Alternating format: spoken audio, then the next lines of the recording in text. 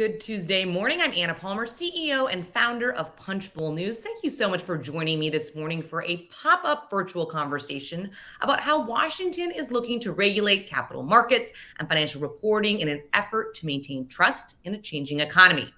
A big thank you to the Center for Audit Quality for making this conversation possible. Representative Brad Sherman, the Democrat from California and chair of the Subcommittee on Investor Protection and Capital Markets on the House Financial Services Committee, will join me for a conversation.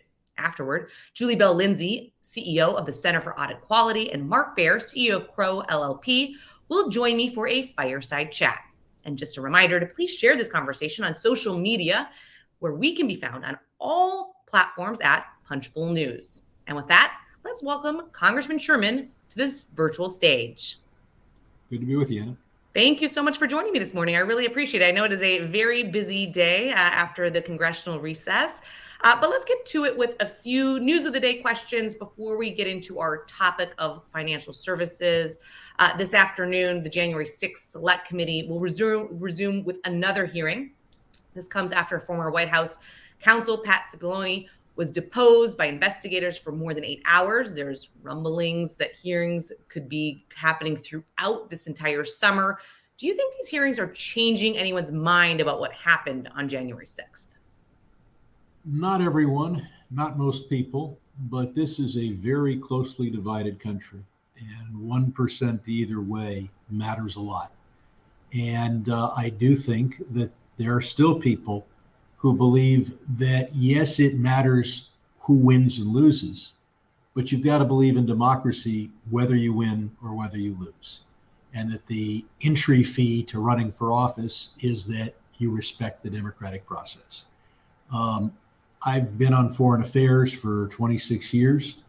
And if you look at other countries, there's a tendency for us not to look at other countries because we're so arrogant. We believe, well, those are countries. We're the United States. There are a lot of coups. There are a lot of half-assed coups. Some of the half-assed coups are successful. And just because an attempt to seize control of the country looks poorly planned doesn't mean it wasn't dangerous.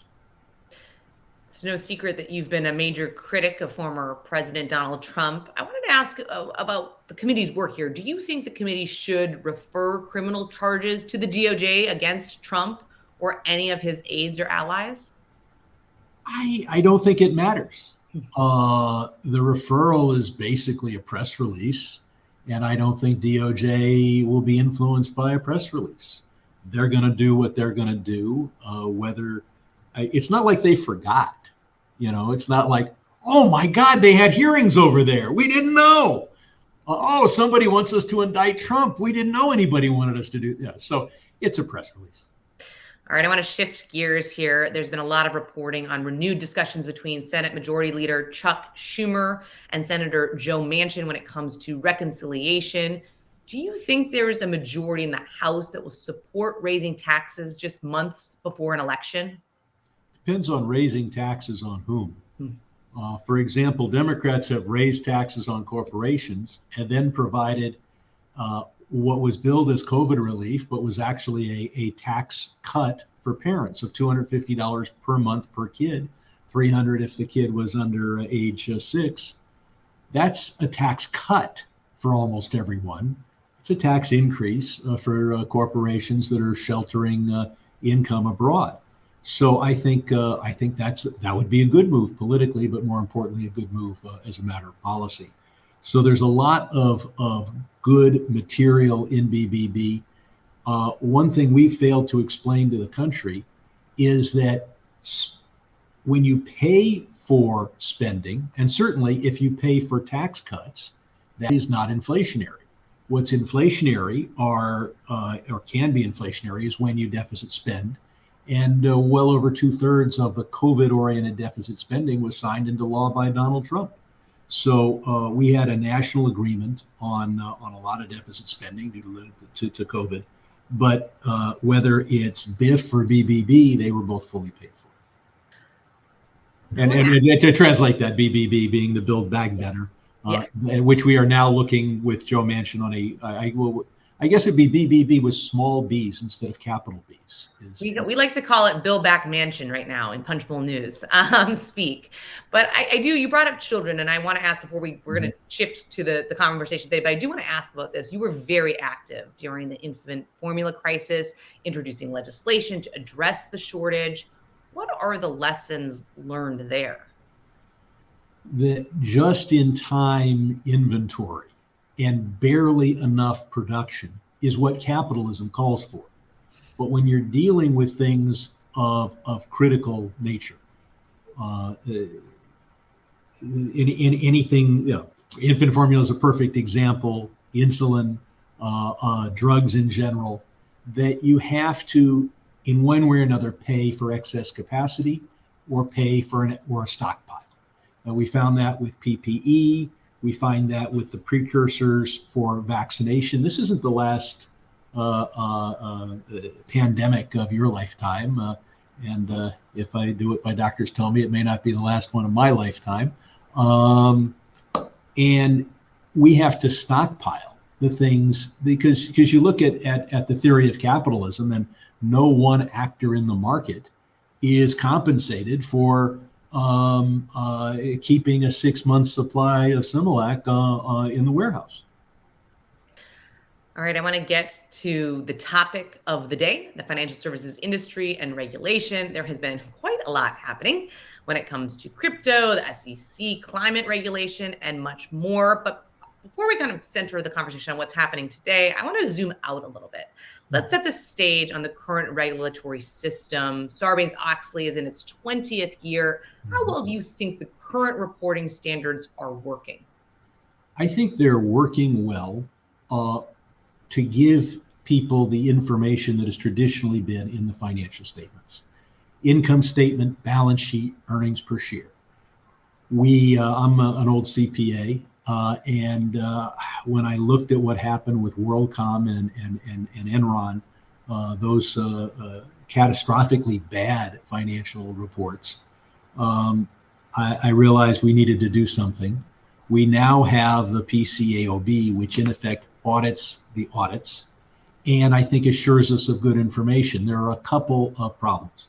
One is Chinese-based companies aren't complying, and we are going to be forcing them to comply or take them off the stock market.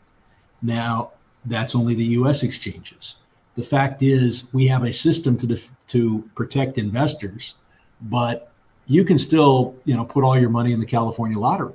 We don't. The only protected part of that system are the publicly registered securities. The other way that it doesn't work is that investors want more information than what's in the financial statements. Some of it is old-time profit maximizing information. What's the backlog that Boeing has? Well, there's no audited number on that in the financial statements. Backlog isn't on the balance sheet. And then you've got a new group of investors who still want to make a profit, but they're concerned with ESG, environment, societal governance, particularly environment. And if investors, and not all of them, but if investors want information about environmental impact, they don't just want a press release. They want an audited number, which means you have to do two things. First, you've got to agree on what these words mean. What is the environmental impact of General Motors? Is it what they do when they make their cars, or what I do when I buy their cars and run it around town? Is Walmart responsible for the carbon generated when the products are manufactured? And is that any different for a small mom and pop store or a medium-sized company? So we have to agree on what these terms mean, and then we have to audit them so that you can rely on the number you get. So those are the two areas where we have to do something.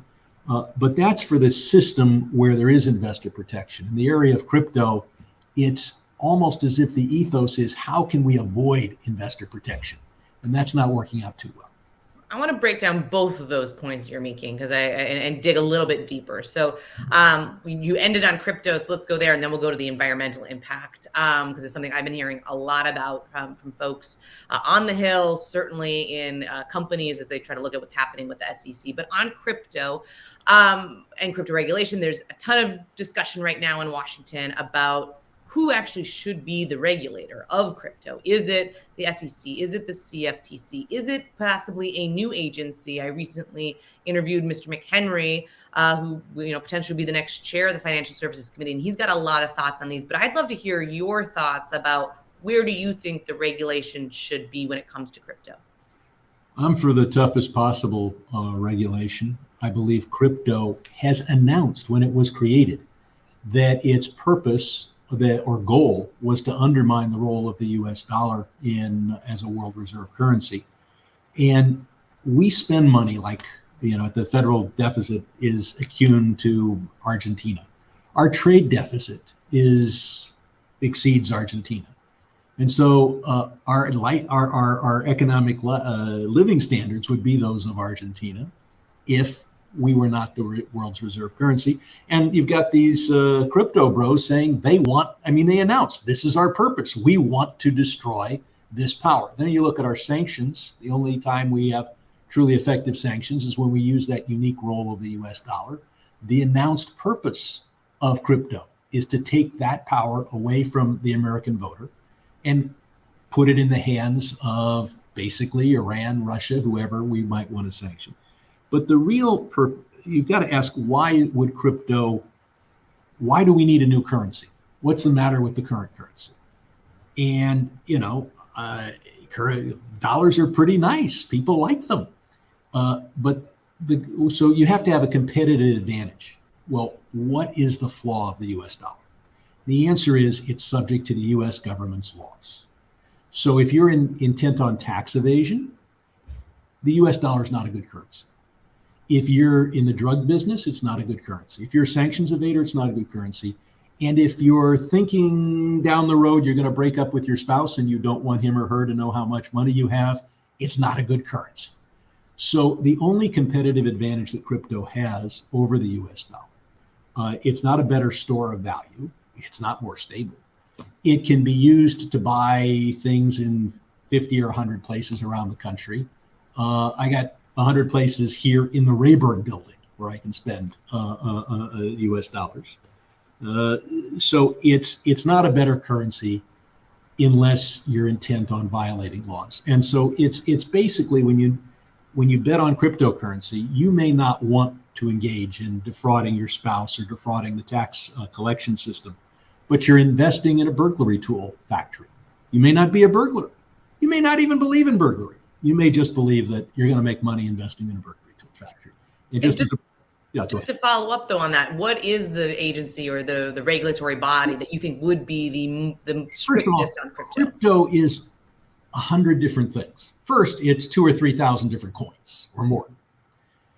Then it's every derivative. You have an attempt by the so-called stable coin to be an unregulated money market fund. Then you have crypto lenders that want to be unregulated banks in the sense of taking money from deposits and loaning it out at interest and paying interest to the depositors. Then you have Bitcoin itself, the other cryptos, currencies that attempt to be currencies, or some would say just stores of value, not mediums of exchange. I would want I think the place for regulation is the SEC, because almost everybody I know that's investing in crypto views it as an intangible investment. And that's what the SEC does. If you're buying something and it's physical and you can put it in your safe, like gold, okay, the SEC doesn't deal with that. But anything that you can't put in your safe that is primarily purchased for investment is regulated by the SEC. And I think that's where regulation ought to be of the currency itself. If we're talking about borrowing and lending, then you also need the bank regulations.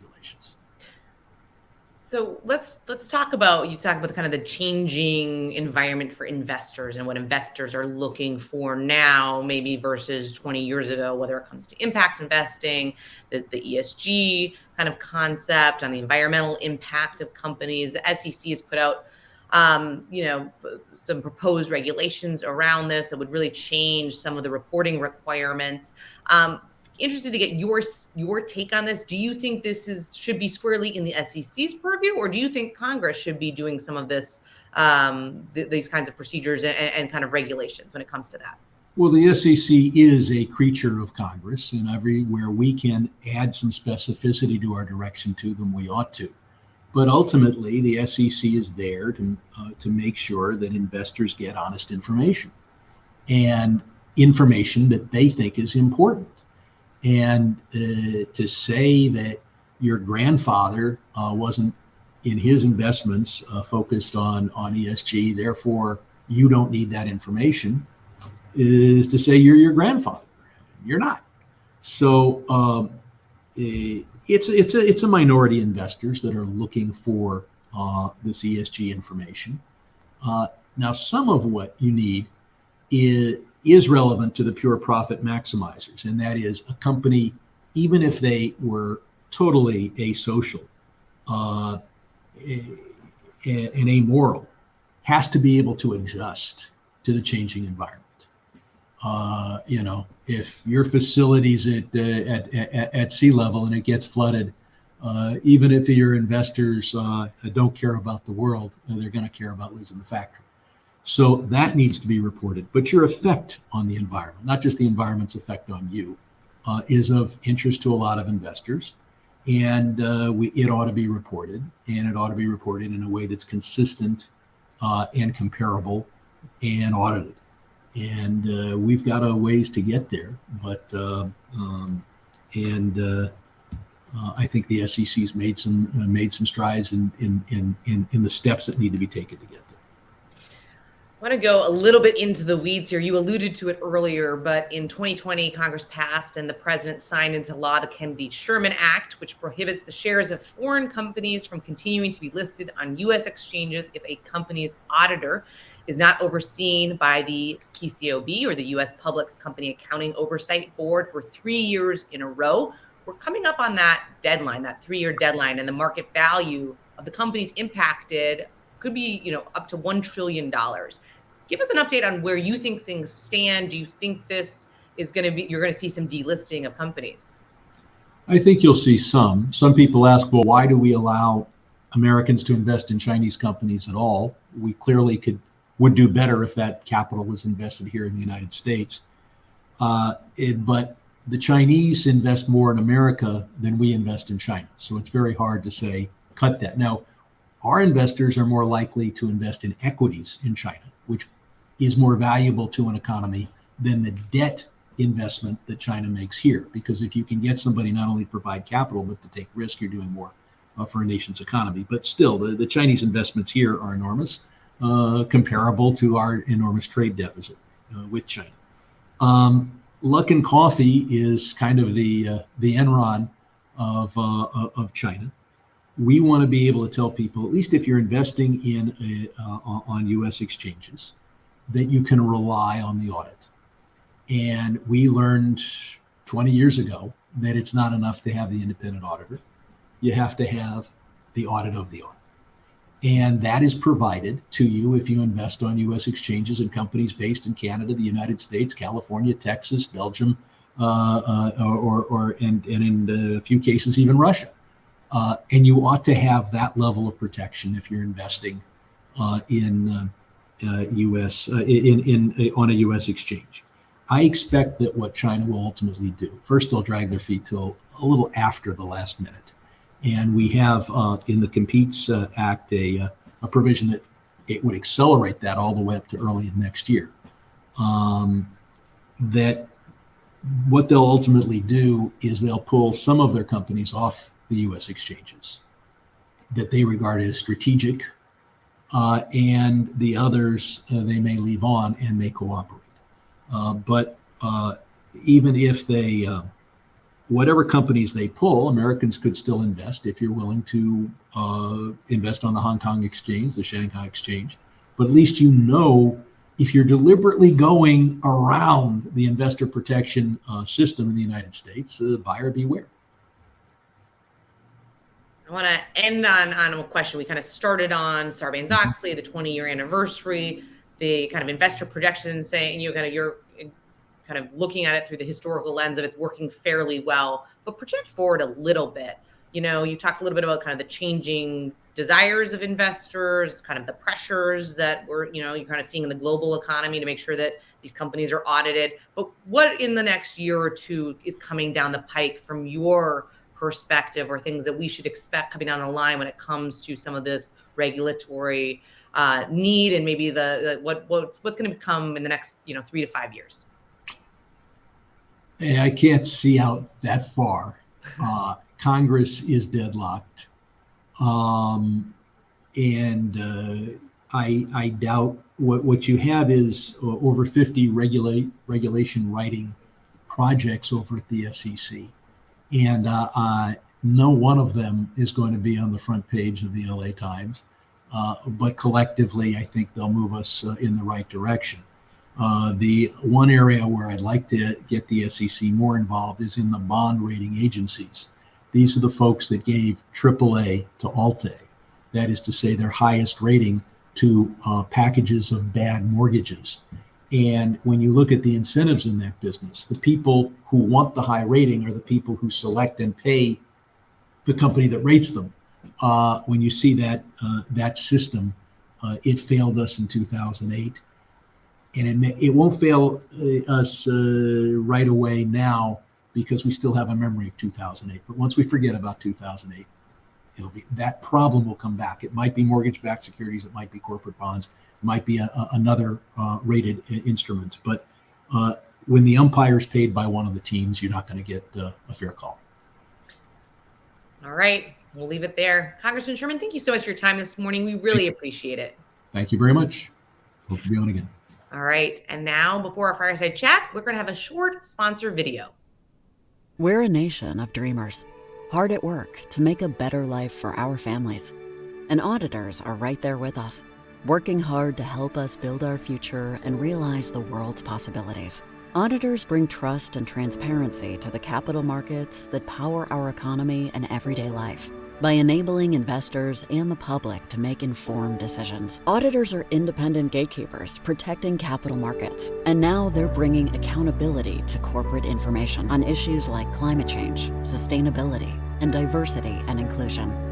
The audit profession's bold ambition strives to drive opportunity and make our economy more resilient with lasting progress through valuing diverse backgrounds, ideas, and experiences.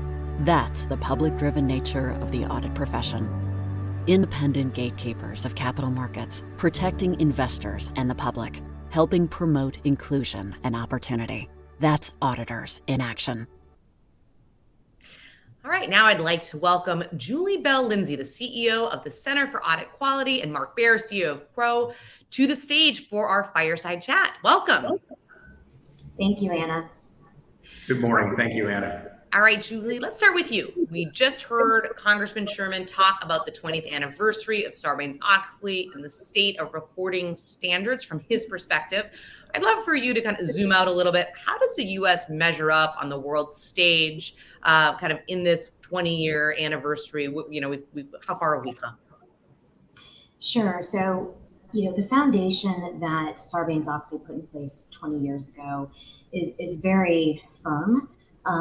Just ticking through some of the protections that were put in place. And keep in mind, Representative Sherman alluded to this, coming out of Enron, WorldCom, the scales of the early 2000s, there was just a massive loss of trust in the capital markets by investors.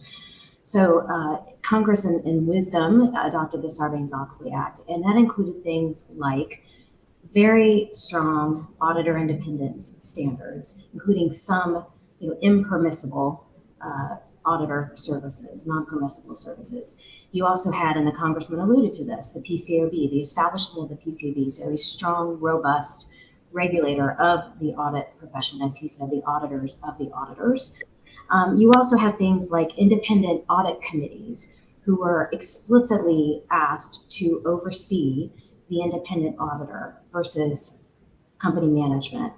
And then obviously things like the CEO and CFO certifications, having a CEO and CFO sign on the dotted line as to their disclosure controls and procedures and their internal controls of our financial reporting really moved us along. And, It's undoubtable that audit quality has improved over the past 20 years. Just if you look at many different metrics, you can look at the number of restatements. Audit Analytics just put out their most recent restatement analysis, putting SPACs aside because we had a little blip with SPACs, but we are at a historical low as far as the number of restatements in the capital markets. And when you mentioned globally, I do think Sarbanes-Oxley has become somewhat the gold standard globally.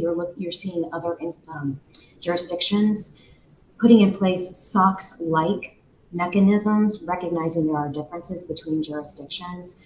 But overall, I think Sarbanes-Oxley has held up well. At the CAQ, we had a 10-year Sarbanes-Oxley anniversary in 2012, and we had Representative Oxley and Senator Sarbanes, and both of them talked about the fact that how do you judge the success of Sarbanes-Oxley, and they both noted at the time there had not been another Enron or WorldCom, something that Representative Sherman noted as well.